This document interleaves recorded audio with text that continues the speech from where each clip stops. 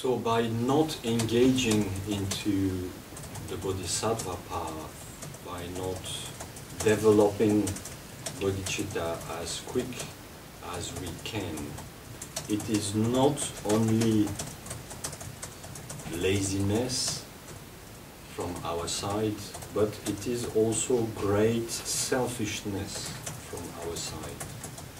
Because by not achieving the bodhisattva state of mind, we are not helping as many beings as we could. So we have to take this in consideration on a daily basis, on an every moment to moment basis, to speed up the development, the achievement of bodhicitta. I'm not sure that we always remember the preciousness of our existence. I'm not sure that we always value the preciousness of the teachings that we have in head and in hands. And we are passing days after days, going into some activities which are, if not only plainly useless, sometimes even harmful for our own development, and sometimes harmful for the others. So we have the potential to reach enlightenment. We have the potential to develop bodhicitta. We understand it. We hear about it. What are we doing about it? On a daily basis, what kind of effort, what is the amount of effort we are doing every day to develop bodhicitta, to remember bodhicitta? I'm not a mathematician, but probably the percentage of our spiritual thoughts every day might be of a very low percentage, low amount, because we are caught, we let our mind to be caught by all kinds of thoughts which have nothing to do with the path that we are walking on. Why? We can change that, no doubt. We should set our mind in the right disposition. So of course we cannot change radically 100% of our life from day one to day two, but we have to set the right course of action, the right course of thoughts in order to achieve this transformation from whatever egoistic and selfish thoughts we might have towards the bodhisattva type of mind, towards the right motivation to help all the other sentient beings. It is possible. It is within ourselves already the potential to achieve this state of mind. Should we wish for it, and should we do everything for it to happen. So from the morning to the evening, and the evening to the next morning, let's meditate, pray, practice, so that this awakening mind, this awakening aspiration grows and grows within ourselves, never falls back in our mind, but only develops, so that one day it merges completely with our mind. It becomes one with our mind. And that from that moment on, all our actions of body, speech and mind will be for the sake of the others. And doing so will ensure that we will walk the steps of the 10 bodhisattva levels up to full enlightenment, complete enlightenment.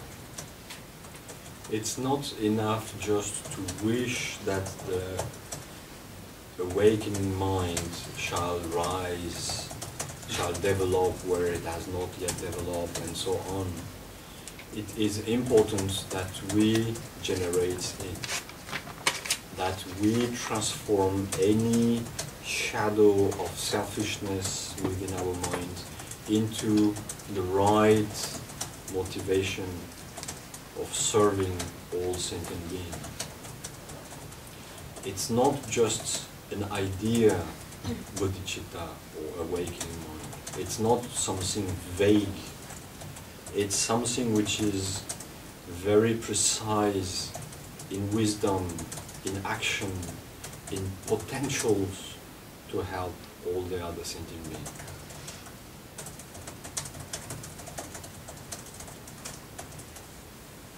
And it's something that we already have the potential within. It's not something that we have to seek in another country or in another world. It's something that we can generate from within our mind. Every time that there is one being who generates bodhicitta, you can be assured that all over the space, all already existing bodhisattvas and Buddhas do rejoice greatly in that. All the gods from the God realm, aware of spirituality, do rejoice about it. Why? Because they know that out of one being having realized such great motivation, an amount of benefits which is not countable by our mind will be generated. So do not wait that somebody becomes a bodhisattva, that somebody realizes the awakening mind. Do work on your own mind. Do meditate deeply on the meaning of awakening mind, so that you become the one who achieved bodhicitta and enter the Buddha family for the sake of all sentient beings. We can see already in our world of perception how many beings do need help, how many humans, how many animals do need help to come out of suffering. What we do not see, but what we can think about from time to time, is the amount of beings which are invisible to our eyes, and the amount of worlds which are invisible to our perceptions. Nevertheless, in every of these worlds, there are a numerous amount of beings also needing help, also needing to be shown the path towards goodness, the path towards enlightenment, the path towards liberation of suffering.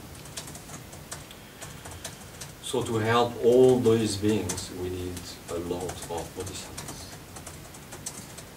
Along with the practice, recitation of mantras, meditation, try to develop and feel this sense of responsibility that one has when knowing the path towards enlightenment.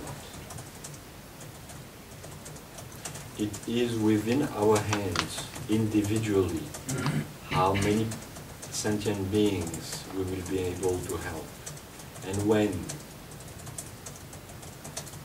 As soon as we can, we have to practice towards enlightenment.